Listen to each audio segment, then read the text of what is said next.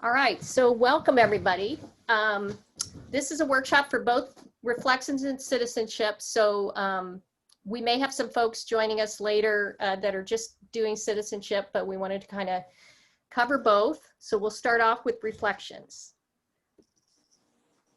And this is the theme this year, I Matter Because. I love that. Mm-hmm. Yeah. In fact, one thing, Becky, you might want to mention, Becky actually asked about this theme in light of Black Lives Matter and kind of the relevance there. Do you want to tell the group what you learned from National?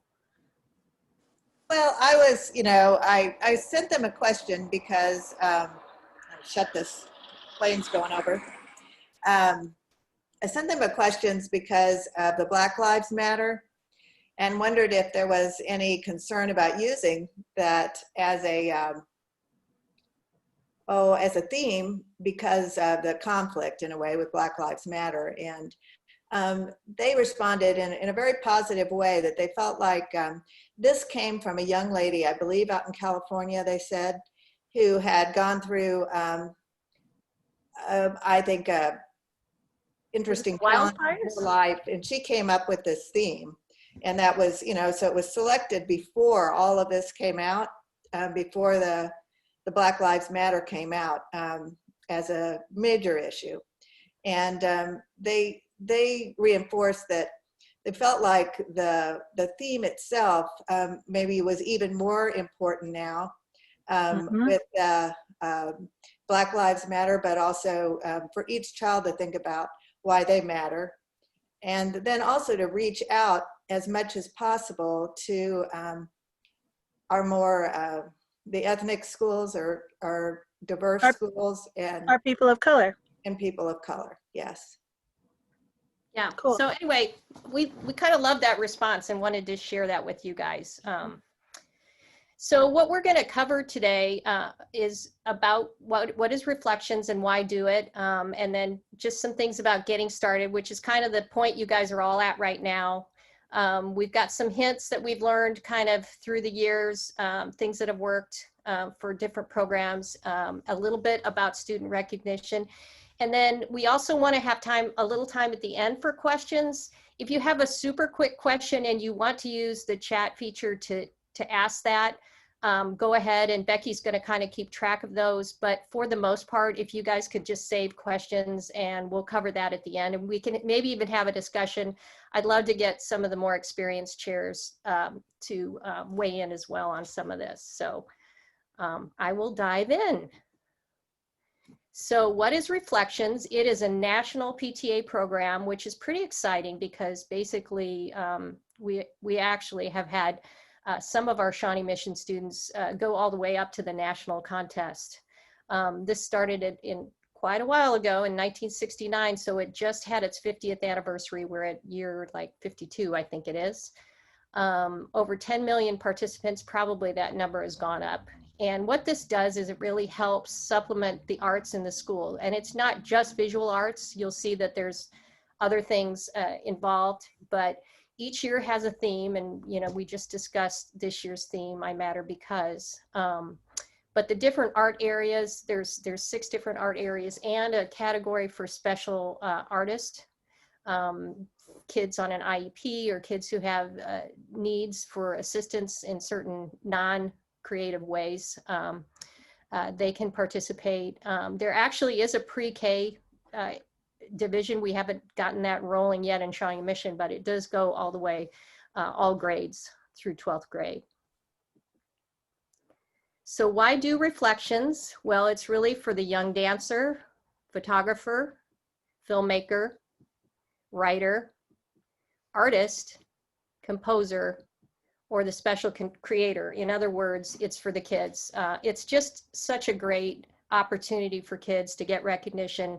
We all know that kids get recognized for their grades, they get recognized for sports, and this is one of the important ways that kids can get recognized for the arts. So you guys are all doing a really important job, especially this year. We've kind of reflected on the fact that with remote learning, it just seems more important than ever for kids to have opportunities to express themselves and really get engaged in school. So this is a great opportunity, and we appreciate you guys making that happen. So here are the different categories. The divisions group the grade levels.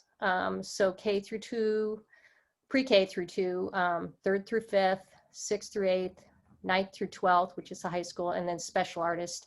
And that one is really independent of a grade level. So that's the accommodation there.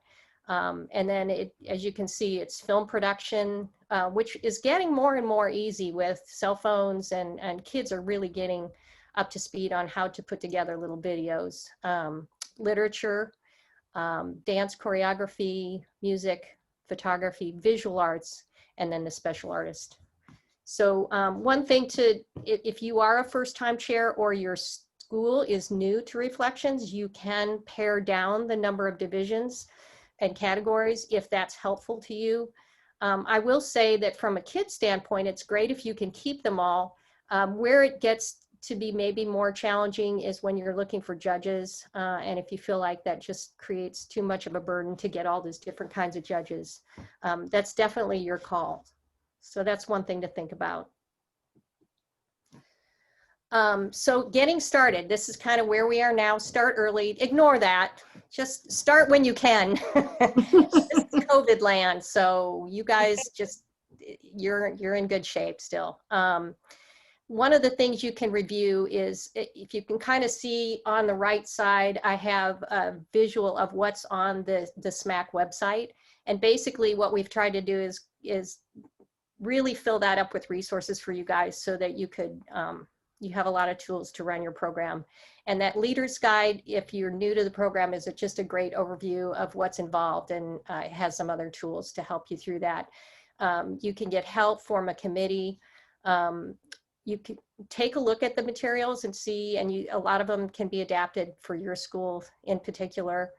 One thing I need to mention, it's kind of a housekeeping thing, is called a unit in good standing, and that's basically a distinction that your school has, which means that you're up to speed on your dues and your reports to the PTA, to the state PTA. So that's just one thing. When it gets closer to time to turn in the entry forms, we'll make sure that all the schools are up to speed on that.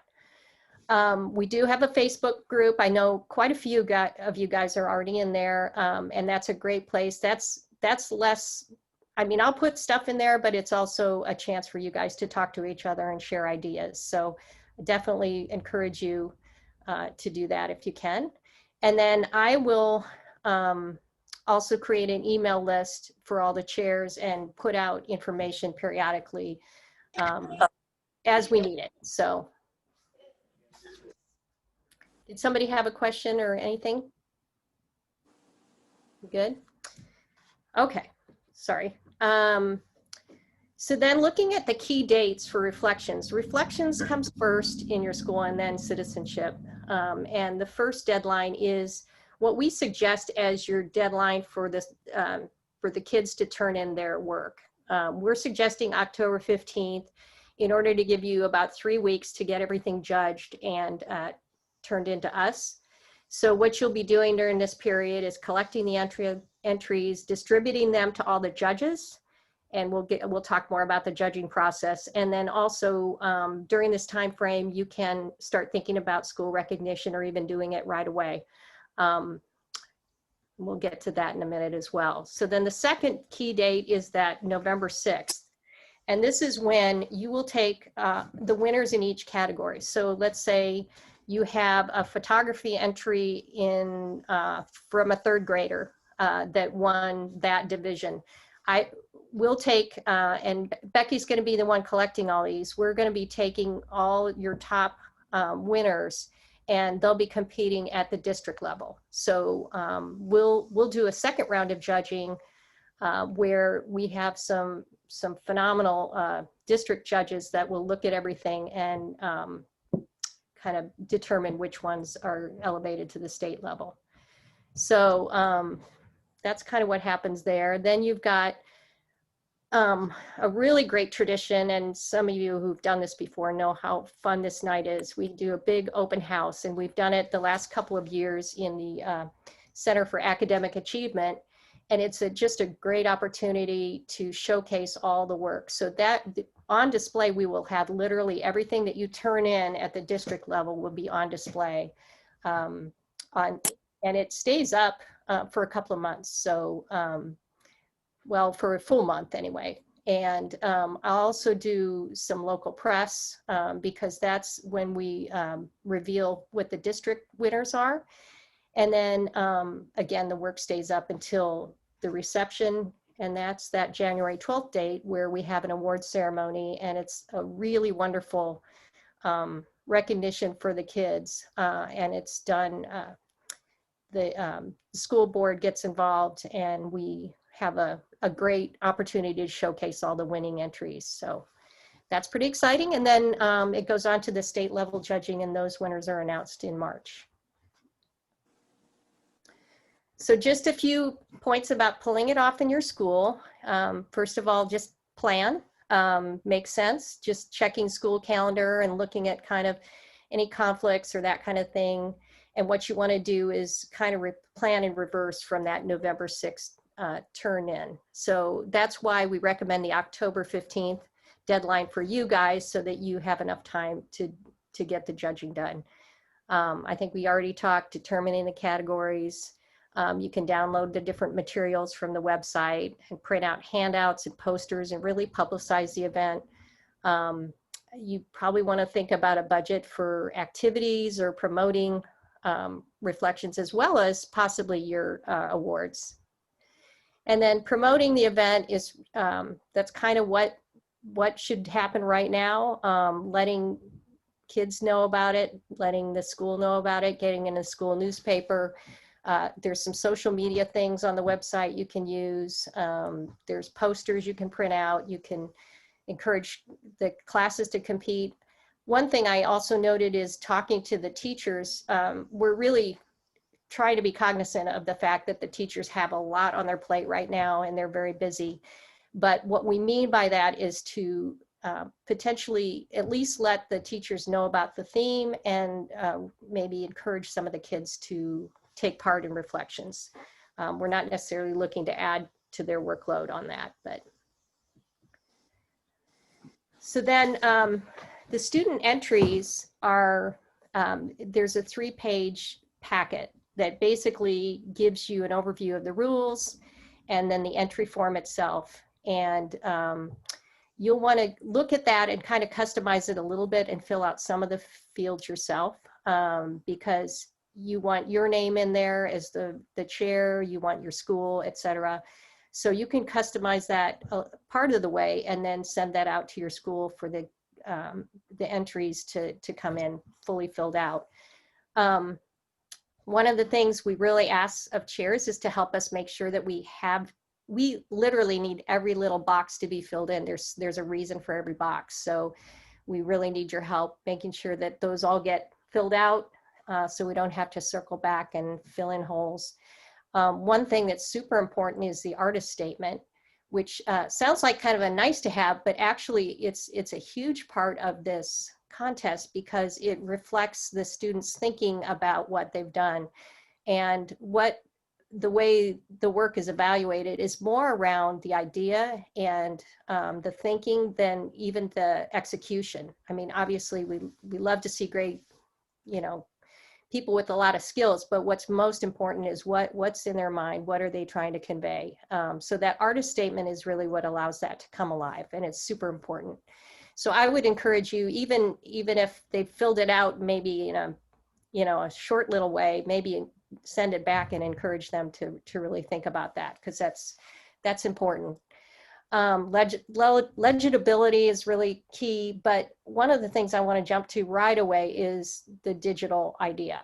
In the past, we've collected these just physically, and because of COVID, I think we're trying to really do as much as we can remote, and I'll talk to you a little bit more about turning in the work remotely, but what I would love to encourage is to have all the entry forms at least come in to, your winners, at least have those come in in a digital form.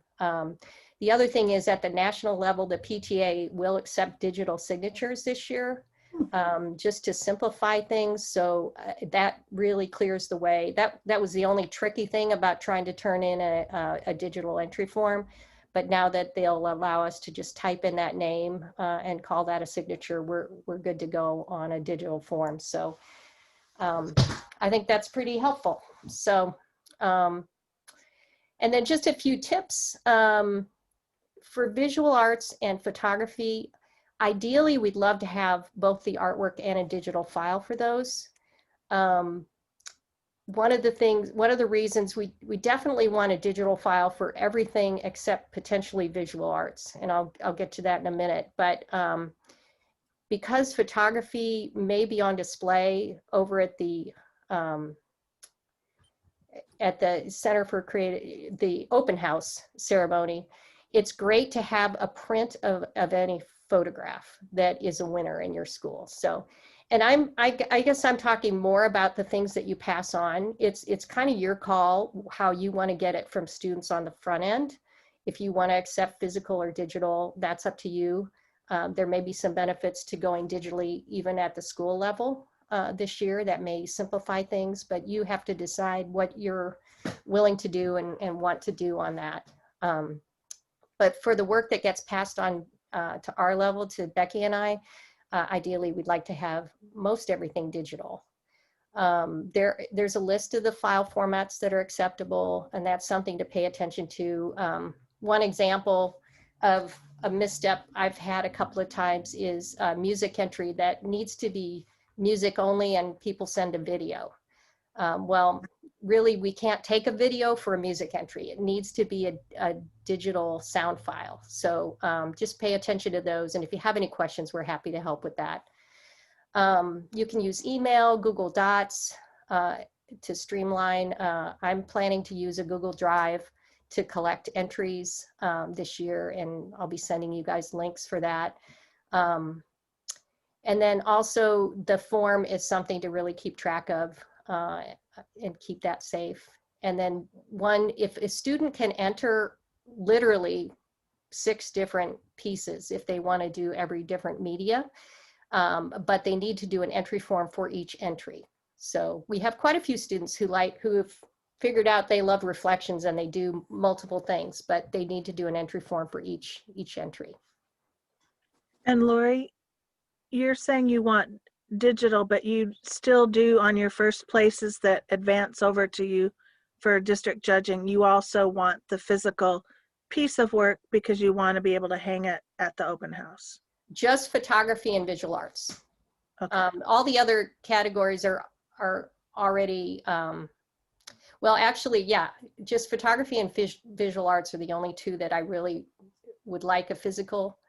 And photography, I could probably be negotiable and I can get a print myself, but I'll just jump to that. For visual arts, the reason that we would like to have the physical piece is because digitizing visual arts is kind of tricky, and you have to have lighting. It's easy to get shadows and have the quality of the digital capture really not do justice to the piece itself. So what we're hoping to do is be more consistent with digitizing the visual art. And in some cases it's 3D, like this example here in the slide was a 3D piece of barnwood that was sculpted. And so it's just to make sure that we really put everything in the best possible light. We're planning to digitize the visual art. That makes sense? Okay, then getting into judging. So you've collected all the pieces, and this is something that you want to be preparing for kind of as you kick off the contest is who's going to be judging the work. Again, it's great to have someone who has some expertise in the media. For example, you know, if you happen to know somebody in an ad agency who knows a lot about filmmaking, that would be a great film judge, or potentially a writing judge. Or there's a lot of parents that are music people. Ideally, if you can tap into kind of recommendations, maybe from teachers or some local pros, even local colleges and universities, folks like that. We've had somebody from UMKC School of Music do our music judging, and she did a phenomenal job on that. So, you know, if you can get somebody with expertise, that's great, but don't drive yourself crazy either. And if you know, you just have somebody who's just a good judge of ideas, that's fine too. What you'll get also on the website is a packet that you can give the reviewers, and that will give them kind of a welcome and thank you for judging and some instructions on how to judge. And that also helps them understand how to weigh their scores. And again, that's where the idea comes in. It's the concept itself is kind of one of the most heavily weighted categories. Another thing you want to do is think through, you know, what the time frame is, and let the judge give the judges kind of a window of when they can do the work. Again, I've done things like just done it all through email. My music judge, because all the files were digital, we never even really got together. But I've also done it where you've, you know, laid artwork out in a room and you've had people judge it that way. So just think through kind of how you're going to manage that. Make sure that the judging is blind, meaning that the judges cannot see the name of the student or they can see the grade level, and they should see the grade level because they can take that into account, but just not the name. And then no ties. Make sure that, and again, you'll see on the rubric kind of how the scoring works. And it's pretty hard to have a tie, but if there is a tie, then the judge needs to let you know which one is the winner. And then, of course, confidentiality.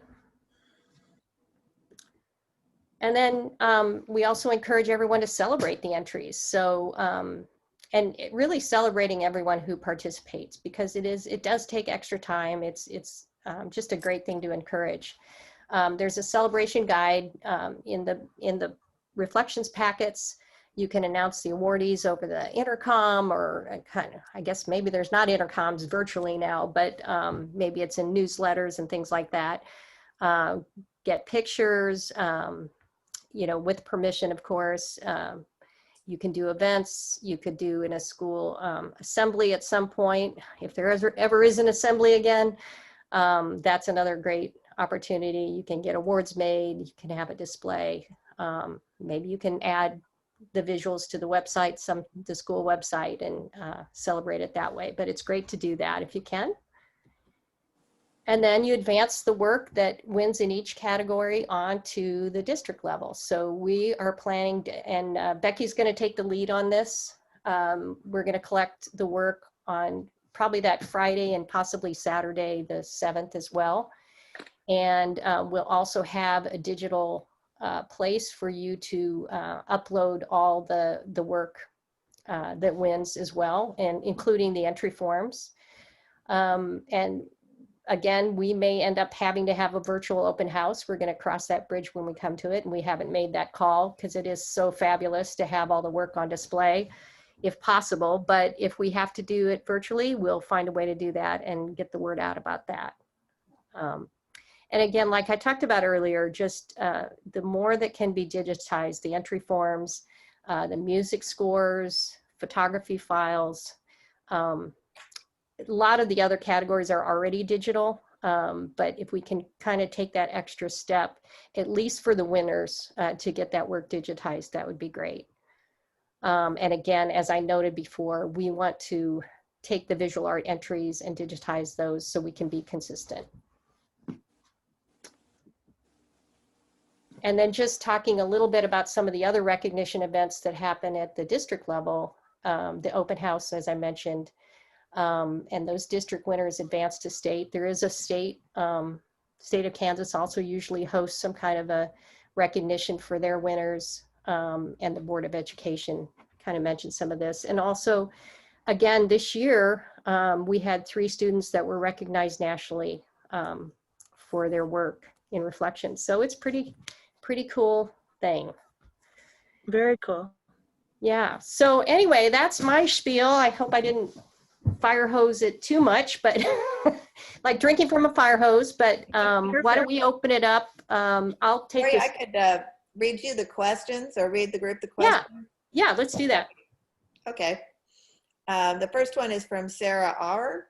Is that pronouncing that right? She's asking, can judges be shared by multiple schools? If reaching out to find a judge in a category, can we reach out to see if another school's judge would assist? Absolutely. That's a great idea. And I know some schools have done that. And I actually did that once at the district level. I had trouble finding a music judge one year and reached out to a school judge who was with the symphony. So yeah, if you've got a great judge, I mean, ideally, the one thing about a judge is you ideally don't want a judge to be judging a category where they may have a kiddo that's entering that category. That's kind of just a basic, but other than that, I think that that's a great idea. And a lot of times, you know, you don't get a lot of entries, so it may not be a lot of work for a judge to do a couple of different schools. Great idea. And then Tricia Stevens is asking, can high school students be judges for middle school? Absolutely. Yes. We've had that happen before. That's a great, and a lot of times there's high school kids who are really into reflections and they enter on their own, and they may be some of the better judges of reflections as well. So That'd probably be the same then for elementary, I would assume. yeah, I know some people also have reached out to like high school art teachers to recommend like a group of students that do their judging. I've done some group judging. That's one thing to think about as well is if you feel like, oh, there may not be any one person, but this group of kids, maybe the three of them together, or I actually used the Interurban Art House one time, and they had actually 7 different professional artists judge the visual art for the district. So yeah, there's a lot of ways to skin that cat. Anything else? There's no other questions. Yeah. I have something about using the students. If you do use the students, make sure you write something up to acknowledge them like that, so they could use that for volunteer hours somehow. And then the other thing, be mindful on your music that I don't know what age group, L'Oreal and Becky, you'll know this, but there's a certain part where you play the music, and then there's another part where you have to include the score. And one year we had someone enter something beautiful and they did not have the score. So just make sure that that's whatever age group that changes, where they have to include that, make sure they know that. Starts in middle school, I'm pretty sure. Does it? I thought sure it's middle well, school. 6th grade is, okay, I was gonna say, I thought it was in 6th grade, but that is part of middle school. Yeah, yeah, 6th, 7th, 8th, yeah. Because that was kind of devastating. Oh, for sure, yeah. Lori, anything before else? everyone joined, we were talking a little bit about having a question about the kids that are working remotely and being transferred. Do you want to explain how we're going to follow up on that and clarify how that's going to be handled later? Yeah, the question was, in case people weren't on yet, there's some students that are actually for the entire year, because they're learning remotely, they're having to transfer to another school. And so the question, I'm sorry, what? Oh, I think she was just muting. Oh, okay. So the question was, we plan to follow up with kind of the district guru that we have to figure out like which school would make sense for a student to enter their work on. Is it the school that they're transferring to, since they're working remotely with that school, or would it be their home school? So we'll get a little clarification on that and get back to everybody.